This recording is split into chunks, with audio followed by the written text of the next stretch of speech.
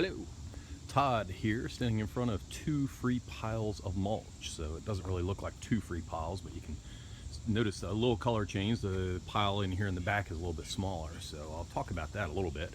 So I had a tree taken out and I told them just to leave the chips, and you can see the chips are a little bit larger here and a lot of sticks left, so he had kind of a dull blade.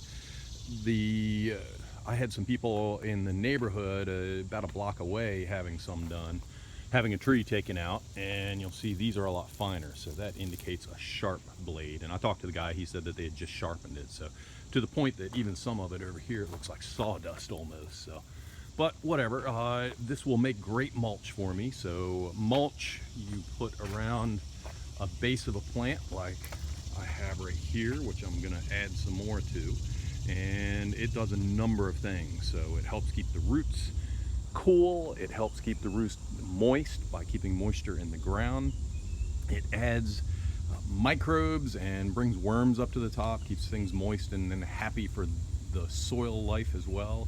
And as it breaks down with all the soil life, the fungi, bacteria, and the little bugs and critters rolling around, all of that is good for the plants as well, and it will eventually become compost, which will feed the plants. So where can you get these? Well, if you're having any work done yourself, tree work, and they're grinding any of it up, you can ask them to leave it, because in most cases they have to pay to drop it off somewhere, so they're more than happy to give it to you for free.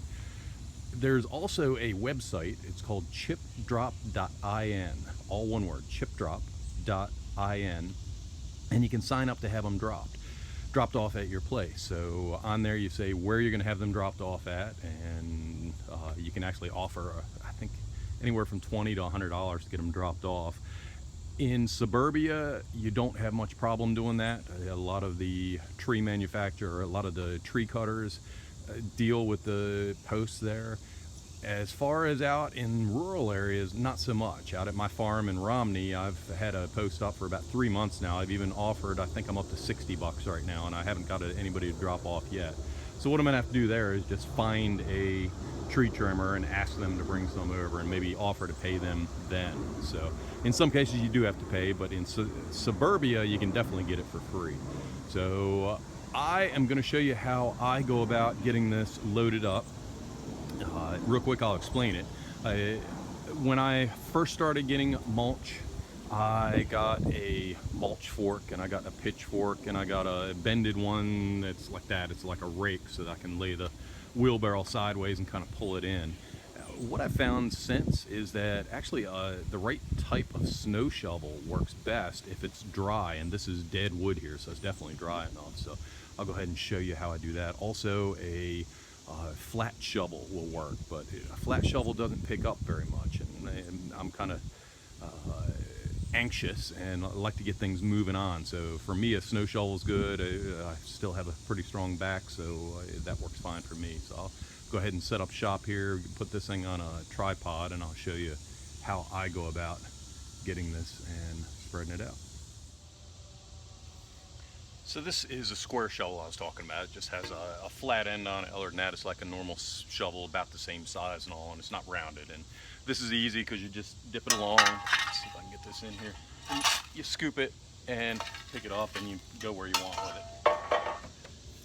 What I use is a snow shovel here, and I want the type that's rounded like this, so I can actually scoop it up. And you cannot use this for going in the center here. You just don't get any traction, so you have to go on the bottom and slide it in, and then once you slide it in, you tip it up, and that kind of puts it in the center section so you can lift it up and go where you need. So let me show you an example here.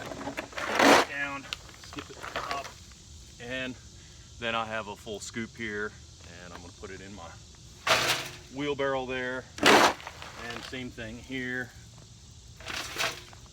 And that's the way to get the job done quickly. So I can do that with the thin chips here. I can even do it with the coarser stuff here. It's a little bit more difficult with the coarse stuff because it holds on a little bit, and you might have to use a shovel or something to get a little bit of that stuff, but for the most part this will do it. So this is definitely a quick fix if you got a strong back and you're wanting to move fast like I usually always am.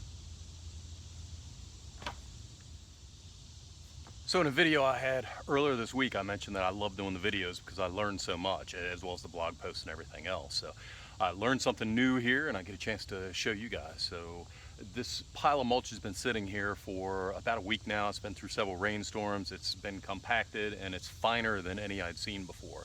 So I've been having a couple of issues with the snow shovel that I recommended, and let me show you here real quick. I can shove in, and even if I lift up, I don't get that much off. Part of the problem is because it's sat here for so long and it is compact. So to loosen it up, what I found is I take the flathead shovel, so I end up using both, and I loosen it, and all it takes is one shovelful. And you'll watch, I'm going to shove this in down at the bottom, lift the bottom part up. It's going to make it unsure and it's going to fall down, and then I'll be able to get quite a few shovels full with the snow shovel.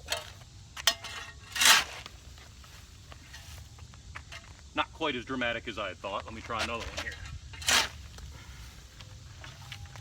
That's a little better. I'll do another one over here too.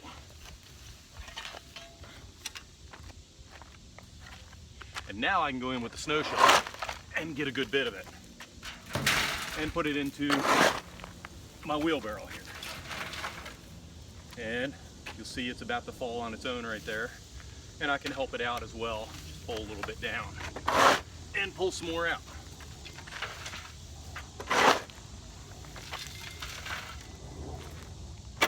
And that's how I'm hoping to get rid of this pile here in the next couple days. So that's it from here at Great Escape Farms. Please consider subscribing to our YouTube channel or going to greatescapefarms.com and subscribing for our email list, where we notify you about sales that we have and stuff like that. Also, if you want to help support a small company, please go to greatescapefarms.com. At the very top, there's a little link that has Amazon. Just click on that and then purchase as you normally would. And we get a small advertising percentage from Amazon. It doesn't cost you a single bit more. So appreciate everything. I hope you guys have a wonderful day.